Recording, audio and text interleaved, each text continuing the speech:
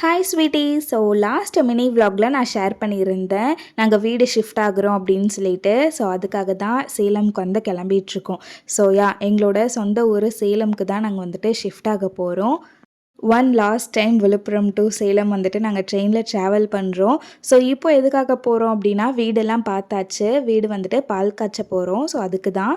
அதுக்கப்புறம் நாங்கள் 1 வீக் கழித்து தான் நாங்கள் ஷிஃப்ட் ஆகுறோம்.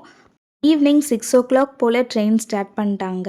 அண்ட் நாங்கள் வீட்டுக்கு போகிறதுக்கு 10:00 ஆயிரும். ஸோ பசிக்குன்ட்டு வீட்டில் இருந்தே சாப்பாடு கட்டி எடுத்துகிட்டு வந்துட்டேன்.